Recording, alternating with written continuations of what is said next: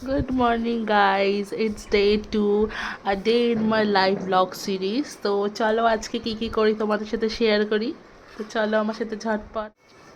मेरे पीछे सारी दुनिया पागल है पागल है।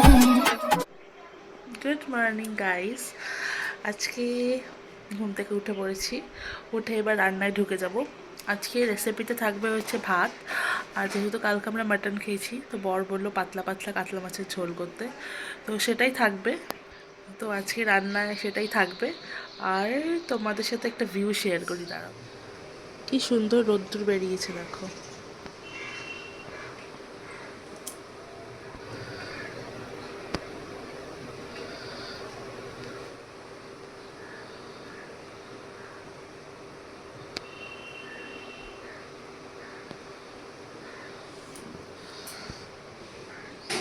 আমার না এরকম খুব ভালো লাগে, রাস্তায় ছাওয়া পড়বে, একটু রোদ থাকবে, হালকা হাওয়া দেবে। দেখো আমাদের গলির কুকুর দুটো শুয়ে রয়েছে।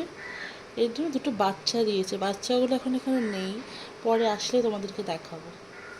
ভিউটা কি সুন্দর না? আমিও রোজ সকালবেলা এসে এখানে দাঁড়িয়ে থাকি, আমারও বেশ ভালো লাগে। তো আজকে বাস এটাই, বেশি কিছু নেই। চলো রান্নায় ঢুকে পড়ি। আর যেটা বলছিলাম, আমার না ভিডিও করতে মানে ভালো লাগে, কিন্তু একটু লজ্জা লাগে, কিন্তু সেই লজ্জাটা ভেঙে চেষ্টা করছি তোমাদের সামনে আসার, এনজয় করছি ব্যাপারটাকে। তো দেখা যাক কতটা নিজেকে শুধরাতে পারি, তোমরা আমার ঠিক ভুলটা ধরে দিও।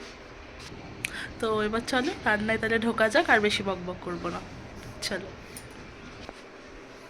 এই যে বন্ধুরা, এখানে কাতলা মাছ নিয়ে নিয়েছি, যেহেতু বাড়িতে কেউ নেই, আমি আর আমার হাজব্যান্ডই আছি, তো এই কটাই রান্না করবো, আর বাকিটা ফ্রিজে ঢুকিয়ে দিয়েছি।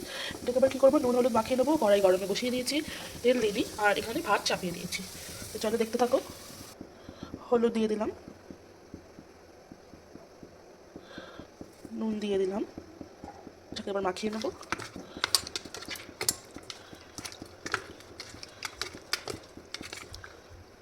এটা মাখানো হয়ে গেছে, এবার 2 মিনিটের জন্য রেখে নেবো, ততক্ষণ তেলটা গরম করে কড়াইতে তেলটা দিয়ে দেবো।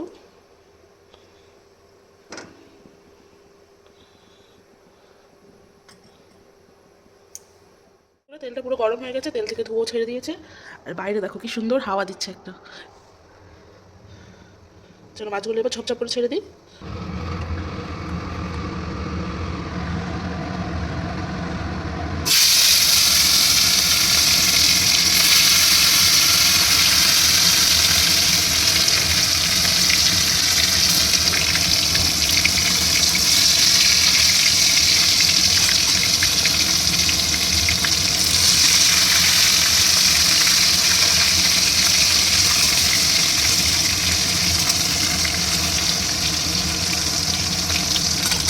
কালকে যেহেতু একটু রিচ খাওয়া হয়ে গেছিলো, মাটন হয়েছিল কালকে, যেমন তোমরা দেখেছো আগের লগে।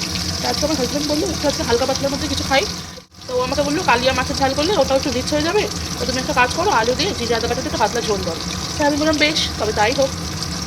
তো ঝটপট করে লেগে পড়লাম ভাত আর কাতলা মাছের পাতলা ঝোল রান্না করার জন্য, তোমরাও দেখতে থাকো। এখানে দেখো বন্ধুরা, মাছ ভাজা হয়ে গেছে, মাছ সব ভেজে নিয়েছি যা ছিল। এবার আমি আলুও কেটে নিয়েছি মাছের জন্য, এবার আমি ফোড়ন দেবো আগে সাদা জিরে আর শুকনো লঙ্কা, একটু নাড়াচাড়া করে নেবো। কিছু সেকেন্ডের জন্য একটু লাল ভাব চলে আসবে, আমি আলুগুলো ছেড়ে দেবো। আলুগুলো ছেড়ে দিলাম। আর হ্যাঁ, পুরো রান্নাটাই কিন্তু সর্ষের তেলেই হচ্ছে।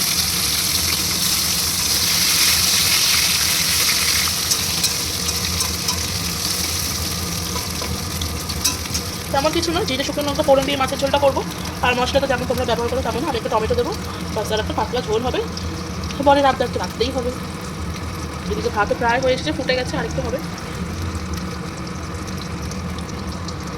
খুবই সহজ একটা রান্না, বিয়ের আগে আমি বুঝতাম না, এখন বুঝছি যে না, সহজই আছে। তো প্রথমে দেবো হলুদ, তারপরে দেবো জিরে গুঁড়ো,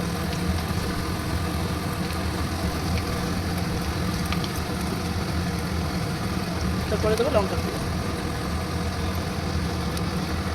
একটু নাড়াচাড়া করে নেবো আমরা।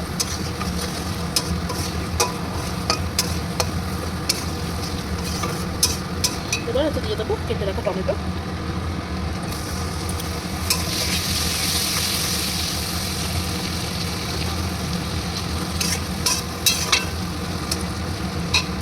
ভাজা ভাজা হোক, তারপর তোমাদেরকে আবার দেখাচ্ছি। বন্ধুরা দেখো, আমি এখানে কোনো এক্সট্রা জল অ্যাড করিনি, যা বেরিয়েছে টমেটো থেকেই বেরিয়েছে। এটা আর একটু কষা কষা হবে, তারপর আমরা জল দিয়ে মাছটা ছেড়ে দিই। আর ব্যাস একটু ফুটে গেলেই আমাদের রেডি কাতলা মাছের ঝোল। অবশ্যই জানিয়ে তোমরা যদি কোনো দিন ট্রাই করে থাকো, অবশ্যই করেছো। আমরা বাঙালি মানুষ আলাদা আলাদা রকম রান্না করে খেতেই থাকি। যদি ভালো লেগে থাকে আমাকে কমেন্টে জানিও, আর যদি মনে হয় যে না অন্য কোনো ভিডিও দেখতে চাও সেটাও কমেন্টে জানিও। আমি এখন সবাই শিখছি, এখন তোমরা যদি আমাকে না ঘুরিয়ে দাও আমি আমার ভুলটা বুঝবো কী করে। তাই তোমার সবার কাছে অনুরোধ রইলে পুরো ভিডিওটা দেখবে এবং আমাকে কমেন্টে জানাবে তোমাদের কেমন লাগবে। আমি খুব খুশি হবো। এবার আমি একটু জল দিয়ে দেবো, তারপর মাছগুলো ছেড়ে দেবো। মশলাগুলো ভরে দেওয়ার আগে নিচ থেকে এতে জল দিয়ে দেবো।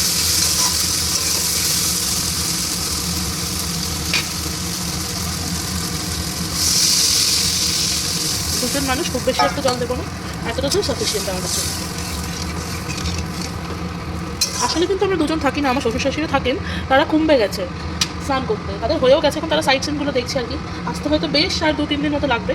তো ততদিন আমরা দুজনের জন্যই রান্না করবো খালি, তারপর তারা চলে আসলে সেটাও তোমাকে দেখাবো। তো চলো, ঝোলটা ফুটলে আমি মাছগুলো ছেড়ে দেবো। দেখো বন্ধুরা, এখানে কিন্তু আমাদের মাছের জন্য যে ঝোলটা ছিল সেটা ফুটে গেছে। এবার আমি এক এক করে মাছগুলো ছেড়ে দেবো।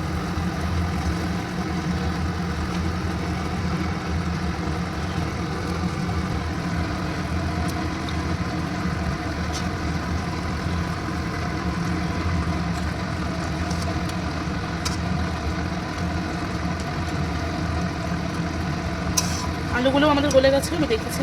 বাস এটা মাছগুলো আর একটু হবে, ফুটবে, নামিয়ে দেবো। আমাদের ভাতও হয়ে এসেছে। তো বন্ধুরা, আমার লাল লাল কাতলা মাছের ঝোল পাতলা একদম রেডি। আর এটা কিন্তু ভেবো না আমি বেশি তেল দিয়েছি, আমি যা তেলে মাছ ভেজেছি, আলু ভেজেছি, এটা সেই তেলটাই, এবং টমেটো থেকেও একটা তেল ছেড়েছে, মাছের থেকেও তেল ছেড়ে কষানোর পর এই তেলটা বেরিয়েছে। কারণ আমরা খুব একটা তেল দিয়ে রান্না করি না। তো অবশ্যই কমেন্টে জানিও তোমাদের কেমন লাগলো। তো বন্ধুরা, রান্না শেষ করে আমি এসে গেছি। আজকে তোমাদেরকে একটা শাড়ি দেখাবো, যেটা আজ কিছুদিন পর একটা বিয়ে বাড়ি আছে, সেখানে পরবো। তো চলো তোমাদেরকে দেখাই। এই হচ্ছে শাড়িটা, আমি ব্লাউজটা বানাতে দিয়েছিলাম, এটা এসে গেছে, আমি পেয়েছি, কিছুক্ষণ আগে আমাকে দিয়ে গেল। এটা আসলে আমি বিয়েতে পেয়েছিলাম, বিয়েতে কেউ আমাকে দিয়েছিল, আমার বিয়ে হয়েছে এখন 1 বছরও হয়নি, আমি সেটা বিয়েতে পেয়েছিলাম।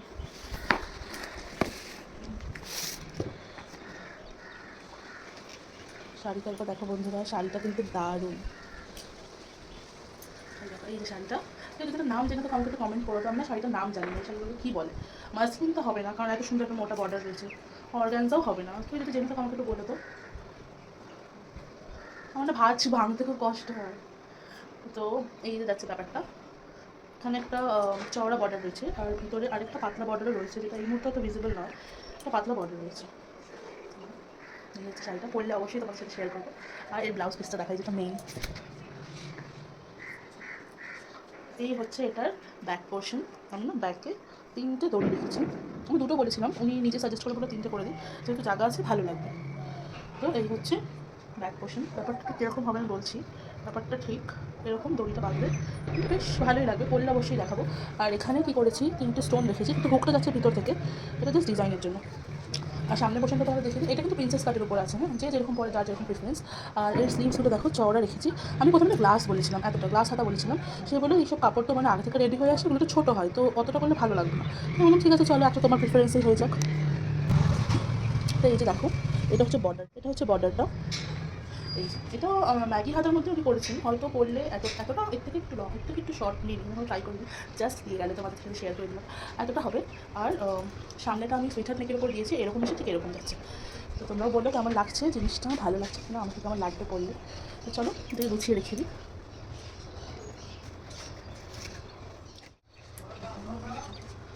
এই দেখো, আমি দেখাতে পেয়েছি। এই যেরকম একটা পাতলা বর্ডার যাচ্ছে ভিতর দিয়ে একটা দিকে, আর একটা দিকে এরকম বেশ মোটা একটা চওড়া বর্ডার যাচ্ছে। শাড়িটা আমি ঠিকভাবে গোছাতে পারিনি, কোনো ব্যাপার না, পরে আমি ঠিক করে গুছিয়ে নেবো, এখন রেখে দিই।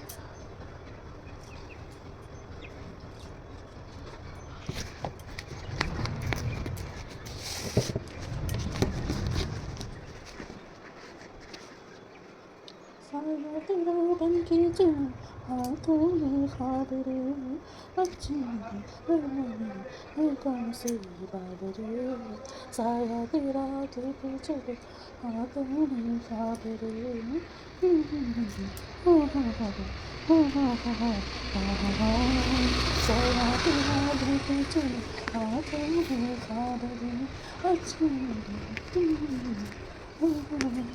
দেখো ব্যাক হয়ে গেছে।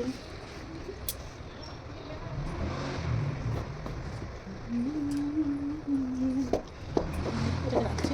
আচ্ছা, একটু আমার লেন্থে চলে আসি। এখন আমি সেরকম কিছু সেটিং করিনি, ইউটিউব ফ্রেন্ডলি শখের জন্য করা।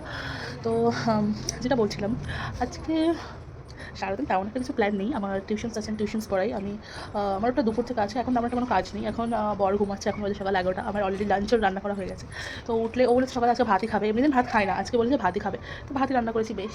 তো ও উঠলে ওকে খেতে দেবো, বাস। তারপর আমার তেমন কোনো কাজ নেই, কটা জামা কাপড় আছে কাচার আছে, বাস ওটা ধোয়া হয়ে গেলেই আজকে আমি ফ্রি। বাস তারপর দুপুর থেকে টিউশন পড়ানো, আবার বাড়িতে এসে ডিনার থেকে স্লিপ। তো আমাকে জানিও কমেন্টে তোমাদের কেমন লাগলো আমার এই ভিডিওটা। আমি একটু একটু করে চেষ্টা করছি তোমাদের সামনে আসার। এবার কনফিডেন্স লাগবে তোমাদের সবার সাপোর্টে, আশা করি আমিও হয়তো পারবো একদিন একটা সাকসেসফুল ফ্রেন্ডলি ইউটিউবার হতে। তো আমাকে কমেন্টে জানিও তোমরা যদি অন্য আরও কিছু দেখতে চাও। আমার ভিডিওটা যদি ভালো লেগে থাকে অবশ্যই লাইক, সাবস্ক্রাইব, কমেন্ট মাস্ট, তাহলে আমি বুঝবো না আমার ভিডিওতে কী কী চেঞ্জেস লাগবে। তো তোমাদের সাথে একটা পরের ব্লগে দেখা হবে, তার আগে টাটা, বাই বাই।